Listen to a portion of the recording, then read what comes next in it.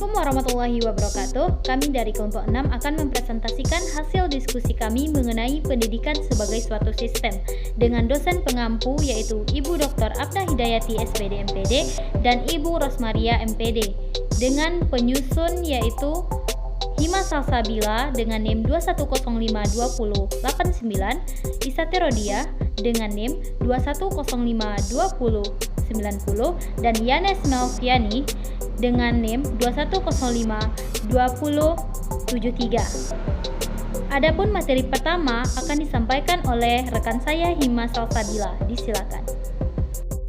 Pendidikan sebagai suatu sistem. Pendidikan adalah salah satu usaha untuk dapat mewujudkan atau membentuk manusia Indonesia seutuhnya berdasarkan Pancasila dan Undang-Undang Dasar 1945. Sistem berasal dari kata Yunani yaitu sistema yang artinya sehimpunan bagian atau komponen yang saling berhubungan secara teratur dan merupakan suatu keseluruhan.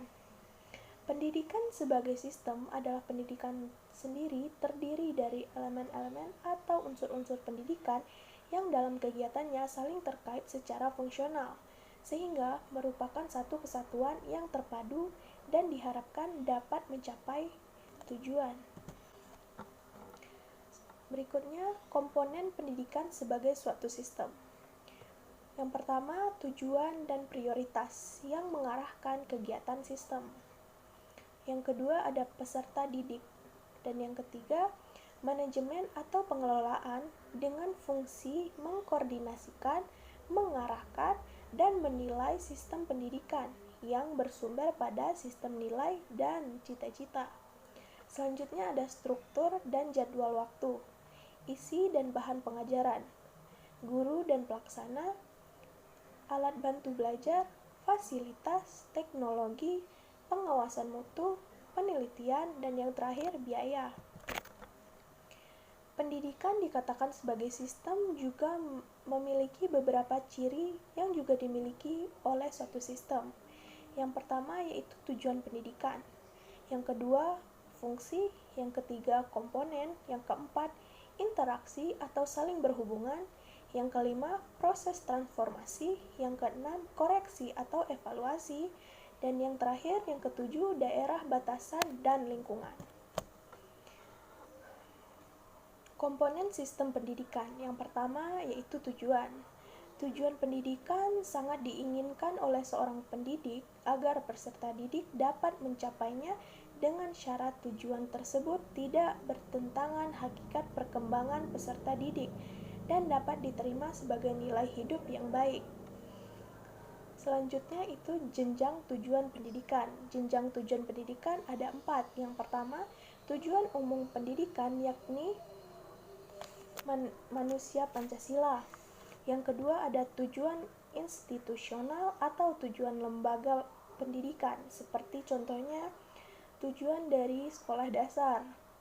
Dan yang ketiga ada tujuan kurikuler, dan yang terakhir yang keempat tujuan instruksional kompetensi dasar atau tujuan untuk setiap kegiatan. Komponen sistem pendidikan yang kedua yaitu ada pendidik. Menurut Undang-Undang Nomor 20 Tahun 2003, pendidik merupakan tenaga profesional yang bertugas merencanakan dan melaksanakan proses pembelajaran, menilai hasil pembelajaran, melakukan bimbingan dan latihan, serta melakukan penelitian dan pengabdian kepada masyarakat, terutama pendidik di perguruan tinggi. Komponen sistem pendidikan yang selanjutnya yaitu ada peserta didik. Peserta didik merupakan manusia yang memiliki potensi dan mengalami perkembangan sejak lahir hingga meninggal dunia. Media, metode, dan alat. Media pendidikan merupakan sesuatu yang digunakan oleh seorang pendidik, yaitu sebagai perantara dalam proses pendidikan. Sedangkan metode yaitu sebagai alat untuk mencapai tujuan pembelajaran, dan alat lebih mengarah kepada apa saja yang digunakan untuk mencapai tujuan pendidikan seperti benda, media, aturan, dan hukuman sehingga tujuan pendidikan dapat tercapai. materi pendidikan. Berdasarkan tujuan pendidikan yang ingin dicapai, seorang guru dalam mengajarkan peserta didiknya, guru tersebut harus menyiapkan materi sebelum dia melakukan pembelajaran kepada peserta didik, dan materi tersebut harus relevan. Dan materi yang diberikan harus sesuai dengan tujuan pendidikan dan nilai-nilai yang sesuai dengan pandangan hidup bangsa. Komponen selanjutnya yaitu lingkungan. Menurut Wasti Sumanto mengemukakan bahwa lingkungan mencakup segala material dan stimuli di dalam maupun di luar diri individu, baik yang bersifat fisiologis, psikologis, maupun sosial kultural. Di dalam dunia pendidikan, lingkungan sangat berpengaruh besar dalam keberhasilan maupun kegagalan dari sebuah pendidikan. Tetapi banyak masyarakat yang tidak menyadari bahwa lingkungan sangat berperan besar dalam proses pendidikan. Mereka hanya menitikberatkan pendidikan kepada seorang guru. Lingkungan yang sangat berpengaruh besar dalam proses pendidikan yang pertama yaitu lingkungan keluarga. Karena lingkungan keluarga merupakan tempat pembelajaran pertama yang didapatkan oleh seorang anak. Yang kedua yaitu lingkungan sekolah, merupakan tempat untuk memperoleh potensi seorang anak. Dan yang tidak hanya itu saja, lingkungan masyarakat juga sangat berpengaruh besar dalam proses pendidikan seorang anak untuk mencapai perilaku seorang anak tersebut. Jika lingkungan seorang anak tersebut atau peserta didik baik, maka perilaku anak tersebut akan baik.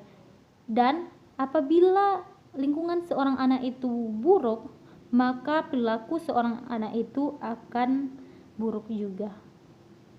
Adapun kesimpulannya yaitu sistem adalah seperangkat komponen atau unsur-unsur yang saling berinteraksi untuk mencapai suatu tujuan tertentu.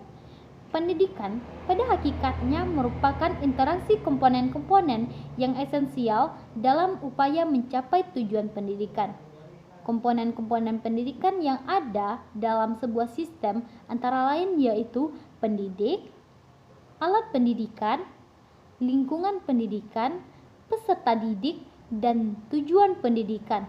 Dan tak kalah pentingnya lagi yaitu pemerintah dalam menunjang kualitas dan kuantitas pendidikan di Indonesia. Sekian presentasi dari kami, saya Isati Rodia dan rekan saya Hima Salsabila serta Yanes Melviani mengucapkan terima kasih. Assalamualaikum warahmatullahi wabarakatuh.